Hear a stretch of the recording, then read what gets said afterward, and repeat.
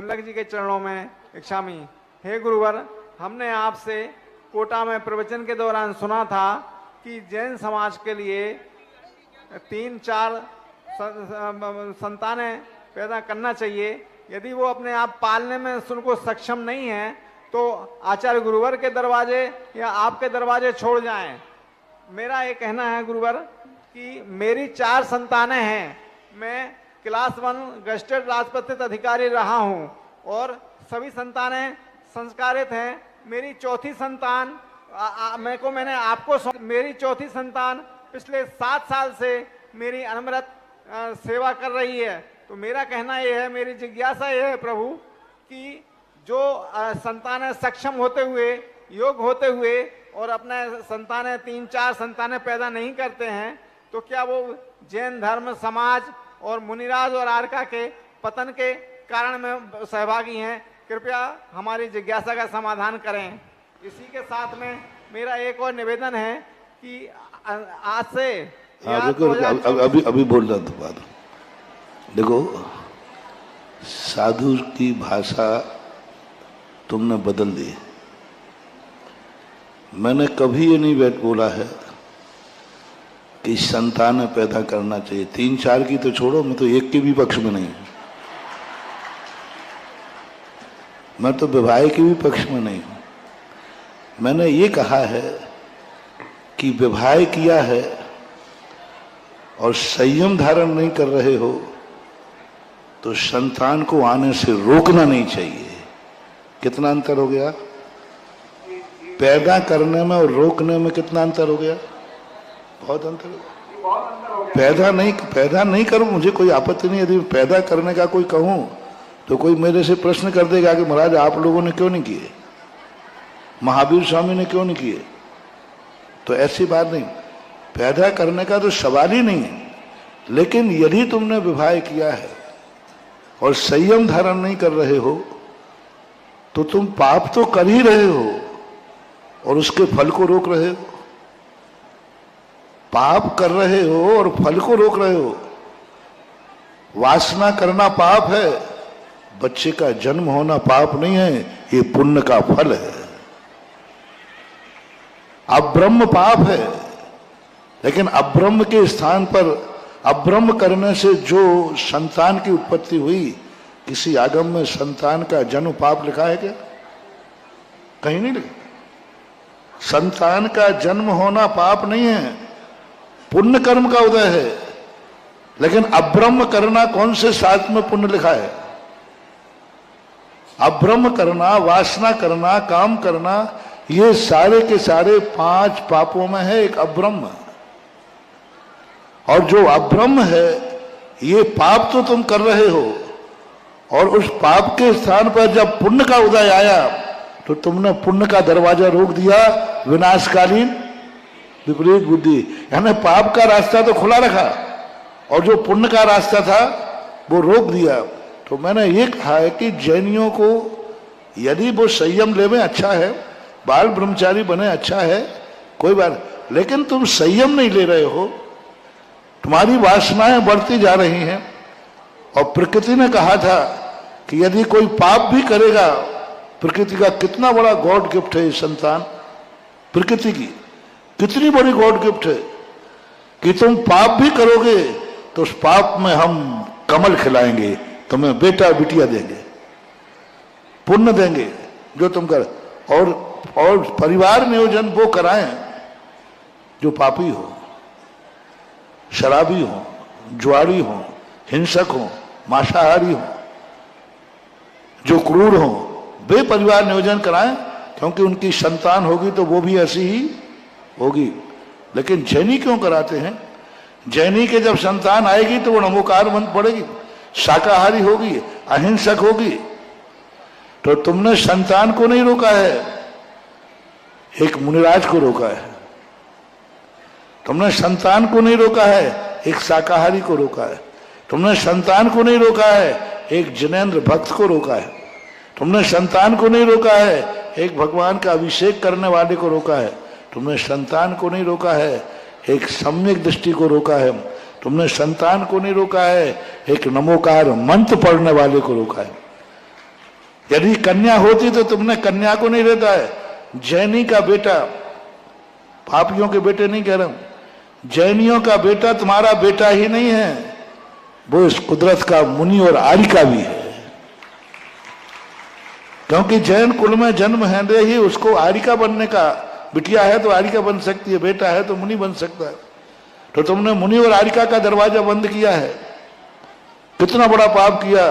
एक जीव इतना पुण्य लेके आ रहा था कि मैं जैनी के यहां जन्म लूंगा, और जैनी के यहां जन्म लेने का अर्थ है कि वो आर्यिका और मुनि बनने का अधिकारी है। तुमने एक जीव को आर्यिका बनने से रोक दिया, मुनि बनने से रोक दिया। एक वो आता है वो शाकाहारी बनूंगा, तुमने शाकाहारी पद को रोक दिया, जैन भक्त को रोक दिया। तो यानी जैनी यदि जब किसी बच्चे को परिवार नियोजन कराता है, रोकता है, तो कितना बड़े पाप का भागीदार होता है, उसने कितनी संभावनाओं को कुचल डाला। इसलिए एक मांसाहारी, एक शराबी, एक जुआड़ी संतान को गर्भपात कराता है, वो इतना बड़ा पापी नहीं है जितना कि जैनी है। यदि वो परिवार नियोजन कराता है तो इतना बड़ा पाप का भागीदार नहीं है, क्योंकि उसने एक पापी को आने से रोका है। उसने एक, क्योंकि मांसाहारी के यहां बच्चा हुआ तो वो क्या करेगा, यदि उसने संतान रोक दी है तो कोई पाप नहीं किया है, उसने एक मांसाहारी को रोक दिया। वो खुद मांसाहारी था, बेटा भी मांसाहारी करता। तुमने किस बहाने रोका? तुम्हारा बेटा कौन सा पाप करता? इसलिए मैंने कहा था रोको मत, पैदा करो ये नहीं कहा, रोको मत। जब तुम वासना पाप कर रहे हो तो उस पाप के कीचड़ में पुण्य का कमल खिलने दो, और वो कमल यदि तुम पालन न कर सको, वो कमल तुम पालन न कर सको तो मातृ छाया में देके आओ, लेकिन मारो मत। और यदि थोड़ी देर कष्ट उठा करके पालन कर दो, थोड़ा सा बड़ा कर दो, उसके बाद जाकर बिटिया हो तो पृथ्वी स्थली में दे आना, और लड़का हो तो ब्रह्मचारी बना देना, और क्या करोगे। तो ये स्थिति हमने कहा था कि भाई दोनों तरफ जैनी सोचे। आज सबसे ज्यादा जैनियों के परिवार नियोजन है 100%, 1-8% कोई बचे तो बात लाए, क्योंकि पढ़ी लिखी समाज है, सबसे ज्यादा परिवार नियोजन है। इसलिए बैलेंस बिगड़ रहा है। और आपने बहुत बड़ी बात की, कई बार ऐसे होते हैं कि आखिरी बच्चा और बच्चियां ही जिंदगी में काम आती हैं, और आपने अपना उदाहरण दिया। ऐसे सैकड़ों परिवार हैं, ऐसे ऐसे लोग हैं जिन्होंने कहा, याद आ गया तुम्हें कि ऐसा जिसको मारने की पूरी तैयारी कर ली थी, वही तीसरा बच्चा उनके यहाँ होने वाला था, मारने की तैयारी की, किसी कारण से प्रवचन से वो बचा। आज दोनों बच्चे इतने गलत मार्ग पे गए, इतने गलत मार्ग पे गए कि माँ बाप उनको बेटे कहने में भी तरस रहे हैं। माँ जो तीसरा बेटा है, जो माँ बाप की जिंदगी के अंतिम तक सेवा कर रहा है, जिसको मारने वाले थे वो गर्भपात कराने की पूरी तैयारी थी, लेकिन ऐसे ही प्रवचन सुना कि वो अपनी किस्मत लेके आया है, आने दो। आज वही उनका कुल दीपक बना हुआ है। ऐसा आप बोलिए क्या हुआ? आपके आशीर्वाद से यदि महासमिति सहमत हो तो मैं तीसरी और चौथी संतान के लिए अपने 1 साल के पुण्यार्जक में अपना पुरस्कार की घोषणा करना चाहता हूं। यदि महासमिति सहमत हो, मैंने प्रदीप भैया जी को उसका विवरण बताया है, कृपया कर भैया जी उसका बताएं। हाँ, नमोस्तु भगवान, नमोस्तु। प्रदीप भैया कहना था 2024 में, 24 चला ना, 2024 में जिनके भी 2 कन्याओं से 1 कन्या ज्यादा होगी उसके लिए इनका पुरस्कार, तीसरी कन्या पर 50,000 और चौथी कन्या पर 1 लाख। और मैं कहता हूं सारे भारत के अमीर लोग ये नियम ले लेंगे ना, और ये राशि ठीक है, उन्होंने अपनी हैसियत से बोली, हेमंत जी की जितनी हैसियत है, उन्होंने भावना देखो कितनी है प्रबल, अपनी हैसियत से कितनी बड़ी हिम्मत की। सवाल उसका नहीं, सवाल हिम्मत का है, सवाल सोच का है। और बड़े बड़े लोग ये नियम ले ले में कि 2 से ऊपर संतान जिनकी होगी, सरकार रोक रही है कि 2 से ऊपर होगी तो हम नौकरी नहीं देंगे। और जैनी को करना चाहिए, जो 2 से ऊपर करेगा उसको हम पुरस्कार देंगे। और पुरस्कार देने की बात आना चाहिए। आज कन्या की भ्रूण हत्या ज्यादा हो रही है तो विचार कर सकते हैं, कोई लोग तो ऐसे कर सकते हैं जो बहुत बड़े हैं कि उसकी हत्या मत करो, उसके जीवन की पढ़ाई लिखाई पालन का खर्चा भी दे सकते हैं। और मैं तो कहता हूं मातृ छायाएं खोलो, मातृ छायाएं खोल करके कम से देखो दुनिया में जो पाप हो रहे हैं वे तो होते रहे हैं और होते रहेंगे।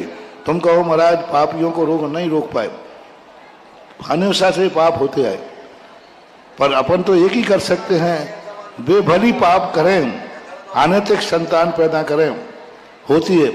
लेकिन वो तो पाप कर रहे हैं, तुम उस पाप के फल को गोदी में उठा लो तो तुम तो महान पुण्य के भागीदार हो जाओगे। कभी कभी किसी के बुरे कार्य करने से किसी का अच्छा हो जाता है। उन्होंने पाप किया और पाप के बहाने तुम्हें पुण्य करने का मौका मिला, तो ये मातृ छायाएं यदि खुल जाए तो बहुत सारे बच्चे अकाल में मरने से बच जाएंगे।